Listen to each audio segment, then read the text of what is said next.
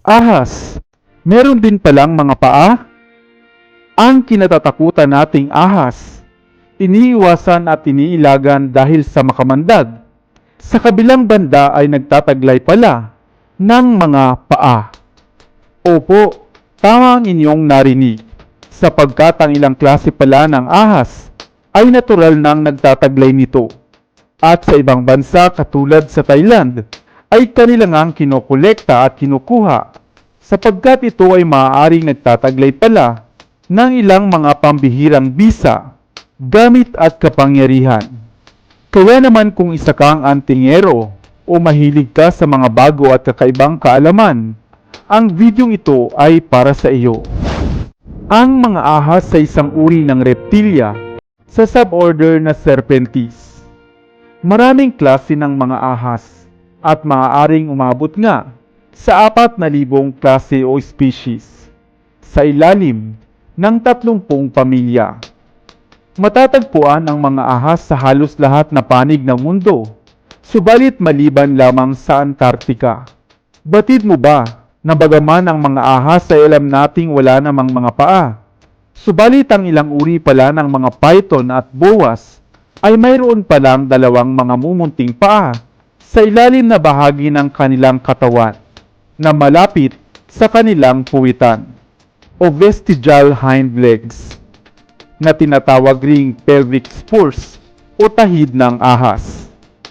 Ayon nga sa kasaysayan ng ebolusyon ng mga ahas, ang mga ahas pala ay nag-evolve buhat sa mga lizard o butike at ilan pang mga kapamilya nito na mayroon ngang 4 na mga paa. Ang mga paang ito ng ahas ay hindi natin kadalasang agad-agad mapupuna o makikita dahil ito ay nakatago at nagiging visible lamang kung kinakailangan. Kadalasan nilang ginagamit sa pakikipaglabing-labing sa mga babaeng ahas. Sa makatuwid, ang mga lalaking ahas lamang ang karaniwang nagtataglay ng mga tahid na ito. At kadalasan din nila itong ginagamit sa pakikipaglaban o sa pakikipagtuos sa iba pang lalaking ahas.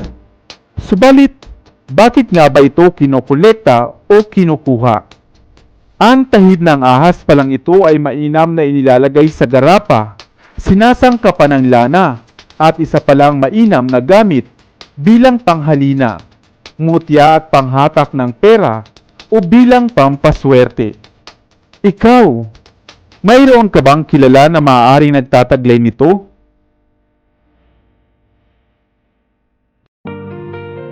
Ngayon mo rin lamang ba narinig na mayroon din palang mga paa o tahid ang ilang klase ng ahas? Kung oo, ay comment ka naman ng yes upang patuloy tayong magtampok ng mga kakaibang kaalaman na maaaring kapulutan ng aral. Sana ay may bago kang natutunan sa videong ito.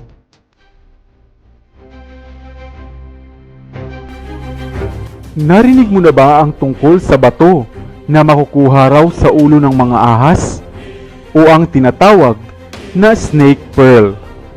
Batid mo ba na maliban sa itim na snake pearl ay mayroon din palang mga kulay puti nito na sa mga kulay puting ahas din maaaring makuha? Hello, what's up? Your best here.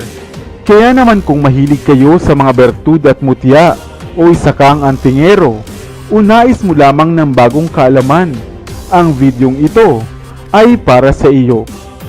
Ang bato, perlas o snake pearl na makukuha nga sa mga ahas ay tinatawag ding nagamani, serpent stone o black stone na kadalas ay makukuha sa ulo ng mga matatandang ahas o sa mga buto nito.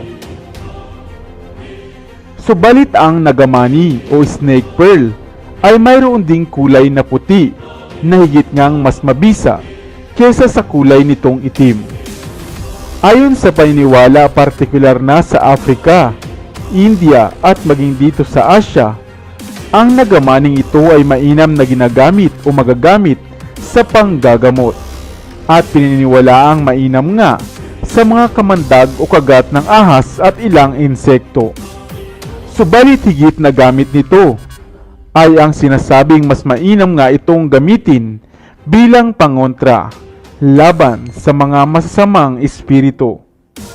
Subalit ang mga kagat ng ahas o kamandag nito ay marapat nga at higit na nangangailangan ng tulong medikal upang ito ay hindi kumalat sa ating katawan kung sakaling makagat ka nga ng ahas. Subalit sa kabilang banda, ang puting batong ito ay kadalasang makukuha sa mga matatandang puting ahas.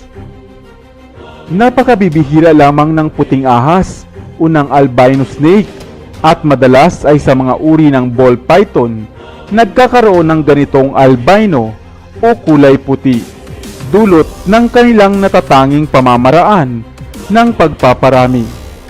Bagaman kadalasan silang inaalagaan o ginagawang pet tulad ng albino Burmese python, marapat na maging maingat dahil ahas pa rin sila at maaaring mangagat.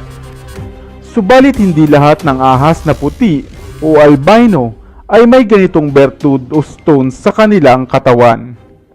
Ito ay napaka-rare lamang makuha at bibihira lamang matagpuan sa mga albino snake.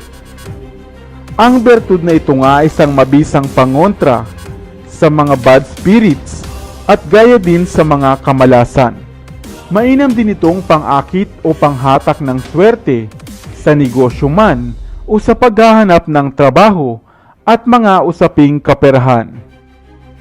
Kaya naman kung magkataon na makakuha o makasumpong ka nito, ay iyo itong ingatan upang magdala sa iyo ng swerte at labis na kasaganaan.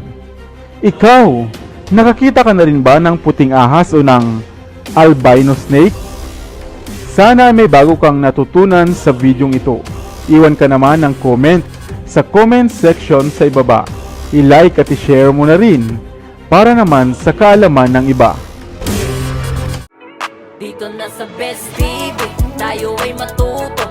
Utak mapuno ng bagong kaalaman. Dito na sa Best TV, tayo ay lumibot. Lihim na mundo ay ating matuklasan. Dito yan sa Best TV, dito yan sa Best TV, dito yan sa Best TV. Sapagkat ang mga laki may alam. Dito yan sa Best TV. Tara bes, sabay-sabay tayo na matuto. Pagkat dito sa mundo lamang ang siyang marunong. Ating utak salina ng panibagong dunong. Mga bagay na sa buhay ay makakatulong.